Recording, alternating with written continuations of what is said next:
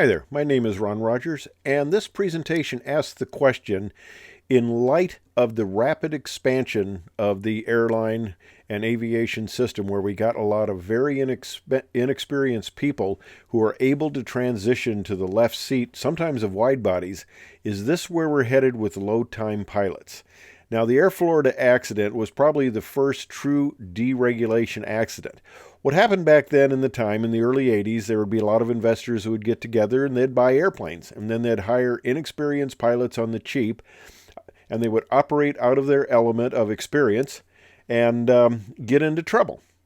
Now, one of the thoughts shortly after deregulation is, boy, we pay these airline pilots too much, and we can bust the unions and start our own little low-cost carrier. And there were several low-cost carriers.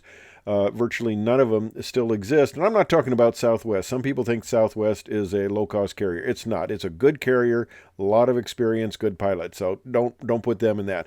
But we're talking about like Air Florida, People's Express, some of the startups that had big airplanes and pilots that, yeah, they met the requirement. Well, I had my 1,500 hours in ATP also, but was I qualified at the time to step into the left seat of an airplane like this? Let me tell you a little story here.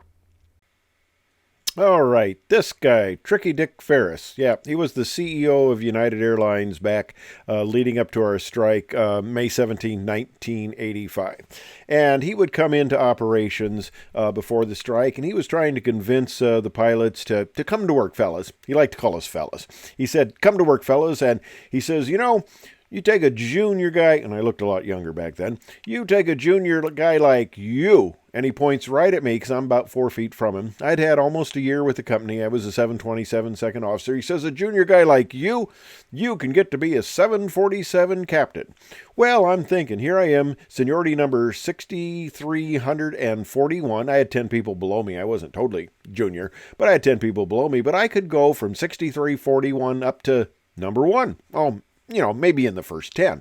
And all I have to do is step on the back of my fellow pilots and stuff like that. And in no way was I qualified to fly a 747. Well, of course, yes, I did have an ATP, and I could have gotten my type rating and been qualified to fly this airplane all over the world. Yeah, that would have worked out well, because I'd have probably had a co-pilot who was maybe a little slower crossing the picket line, not as smart, I guess, one way or the other. And that would be my co-pilot and, engineer. So no, that wasn't going to work. I was smart enough to know that was really stupid. But let's get back to Air Florida here. Well, look at this, a United Airlines 737. It's a 737-222. It was manufactured in 1969, and it was registered to United Airlines as number November 9050U. And it was sold to Air Florida in 1980. Okay. Well, here's Air Florida. Now, this is just a little bit out of their element up here with all the snow. There's an actual picture of the airplane before pushback and takeoff at Washington National. Okay, well, this crash occurred on January 13th, 1982. The aircraft was carrying 74 passengers and 5 crew members. Only 4 passengers and 1 crew member, a flight attendant, were rescued from the crash and survived. Another passenger, Arlen Williams Jr., assisted the rescue of the survivors, and I'll tell you about him in just a minute. He was quite a guy, but drowned before he could be rescued. 4 motorists on the bridge were killed. They took off and they hit the 14th Street Bridge. All right, so the NTSB called it pilot error, which it was. The pilots failed to switch on the engine's ice protection system, and here we're specifically talking about the cowl anti-ice system. You couldn't turn on the wing anti-ice till you got airborne. That's why you had to be clean and cleared of snow and slush and all this stuff. That's why you put de-icing fluid on, you clear that off, and you have a clean wing. And that's why you've often seen, if you've been in conditions like this, the pilots come back and check the wings under certain conditions just to make sure they're nice and clean. So, but their main problem was they didn't turn on the engine anti-ice. And they tried to use the exhaust of a jet in front of them to melt their ice. They had significant snow on the wings. And, okay, if you try to do that, the best you're going to do if you don't have de-icing fluid on the wings is you're going to melt it, but then it's going to refreeze. Not a good deal. And they also failed to abandon the takeoff even after detecting a power problem while taxiing and having ice and snow build up on the wings. Now, the aircraft has an anti-icing system, a de-icing system, and what you do is you take ninth stage bleed air and you run it into the anti-ice valve, and what you do is it's used to heat up the cowl, and it also heats up the EPR thrust detection system, the P2 probe. And you also use pneumatic air for wing anti-ice and also for pressurization and things like that. Now in the cockpit, you've got the switches. You got the wing anti-ice, which, as I said, you don't turn on until after you get airborne because it's not built or made for a ground operation. But you turn on the engine anti-ice, and these were the two switches that they neglected. And you've got your engine indications here. Now, you use two indications. Typically, if you've got an engine that has an EPR gauge, you set the engine pressure ratio, which is the pressure between the P2 probe. P1 is the air pressure outside the airplane. P2 is right at the inlet to the compressor, and it's a ratio of that to the exhaust pressure. So it's telling you, because you're blowing air out the back, and you got to have pressure to move the airplane. So that's telling you that you have the thrust that you think you have. And to check this, we use a cross-check of an N1 gauge. And so you'll have a certain percentage of N1 that you use to cross-check. And use these two indications to make sure that you don't have a problem with the EPR gauge and that you're getting an incorrect situation. Because what can happen, and what did happen in this situation, if you have the P2 probe iced over, you will get a false indication. And they, on the takeoff roll, the thrust levers were much farther back than they should have been. That should have been a clue right there. And of course, if they would have checked N1 or thought to check N1, they would have realized that things weren't like they should be. And here's a little diagram of the pressure variation through a jet engine, and as I mentioned, the P2 probe, and then use the P2 total pressure there that's coming out of the nozzle to set thrust. All right, here we are. Airplane's at the gate. They're not getting de-iced. Now let's talk a little bit about the crew. The crew is very inexperienced, and the captain didn't have a sterling record. Okay, he got hired in 1978 by Air Florida, and he was promoted to captain in 1980. At the time of the accident, he wasn't terribly low time. He didn't have the experience, but he had a reasonable amount of time, 8,300 flight hours with 2,322 commercial jet experience, all logged at Air Florida, mostly flying down in Florida where it was warm. And he logged 1,752 hours in the Boeing 737. And he had 1,100 hours of that as a captain. But he didn't have a very good training record, let's put it that way. On May 8th, 1980, he was suspended after failing a company 737 line check. It was found to be unsatisfactory in the areas of adherence to regulations, checklist usage, flight procedures such as departures and cruise control, and approaches and landing. Well, yeah, that's quite a bit.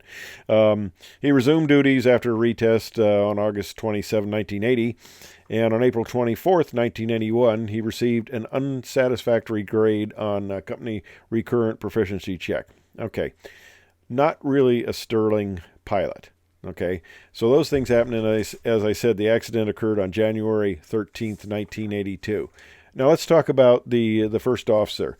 The first officer, he had been a former F-15 pilot, so he's a hot stick, and he was hired Air Florida October 3rd, 1980, as a first officer on the 737. And he had a reasonable flight time, 3,253 hours. 992 was with Air Florida, and he had been a fighter pilot. He was a flight examiner, instructor pilot, and ground instructor in the F-15. So he was a good guy. And one of the unfortunate things, he was just not assertive enough. Friend said he was the type of guy to speak up, but this he did. They were having issues with not getting the engines weren't responding the way they should have. They weren't having the thrust they thought they should have, and he said something, to the captain. You want to do anything special, or just go for it? And that's a phrase I use kind of disrespectfully later to my crew. When I thought somebody was suggesting that we weren't taking a full course of action. You want to do anything special, or just go for it? And then they kind of realized that that's not a good statement to hear. So we'd do something special. But why they didn't shove the throttles full forward on the takeoff when they realized there was a problem?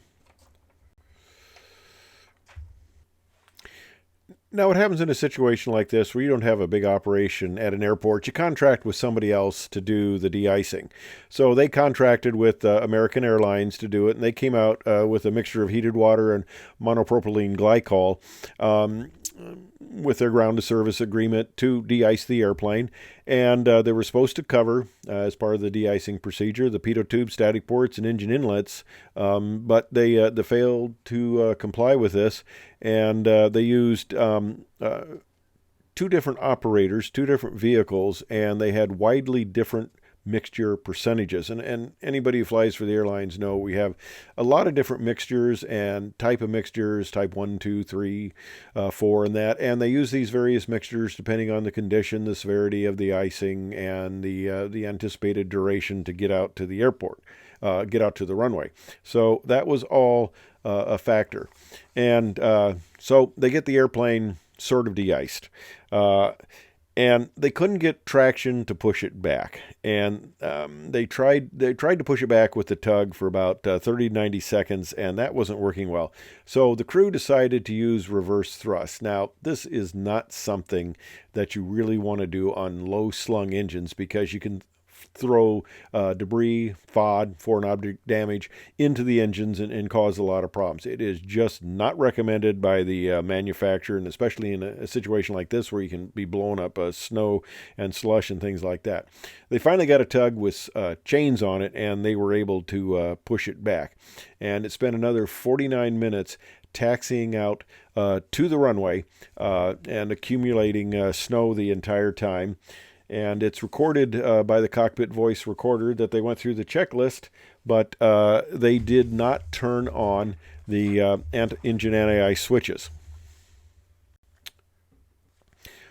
So they started the takeoff roll. They should have had an EPR setting of 2.04, and the NTSB was able to analyze the cockpit voice recorder and determine from the sound of that they really only had an EPR about 1.7, way too low. They were not getting the good acceleration they should have. The first officer was very concerned and expressed that to the captain, but he chose to ignore it. The NTSB determined that they had plenty of time to abort because they were just not getting the correct acceleration, and they made the takeoff. They were pretty far down the runway when they actually became airborne, and just a few seconds after takeoff, it was recorded by the cockpit voice recorder: stalling, we're falling, Larry, we're going down, Larry, and then I know, and then sound of impact. Now, it's rather interesting. They took off almost 2,400 feet farther down the runway than they should have. And there was one survivor, a Joe Stiley. He was a businessman and a private pilot, and he was saying to his co-worker, Nicky Felch, that he didn't think that the airplane was going to get airborne and that was going to fall off the end of the runway. When the airplane did become airborne, he told his co-worker to assume the crash position, and some nearby passengers followed suit because he didn't think the thing was going to fly. And, of course, it didn't. They only reached a maximum altitude of 352 feet. They only flew for just 30 seconds, and they crashed into the 14th Street Bridge across the Potomac River there, which was roughly 3/4 of a mile away. Now, as I mentioned earlier, 4 of the crew members, including both pilots, died. 1 crew member was seriously injured. That was the flight attendant. 70 of the 74 passengers died. 19 occupants were believed to have survived the impact, but their injuries prevented them from escaping the aircraft. On the bridge, 4 motorists sustained fatal injuries, 1 sustained serious injuries, and 3 sustained minor injuries. Now, part of the problems compounding the whole rescue situation was the fact that this was during rush hour. The conditions were very bad, the streets were clogged, and rescue equipment had a lot of trouble, ambulances and things like that, of getting to the crash site. The United States Park Police Bell helicopter was able to get there, but by the time he arrived, the survivors had been in the 34-degree water for over 20 minutes. Now, the Park Police Rescue helicopter made several trips pulling the few remaining survivors out of the water, and there are many tales of quite heroics involved in this whole operation. And a number of these people were having trouble holding on to the lifelines. And the helicopter even came and dipped a ski in the water to try to get the people out.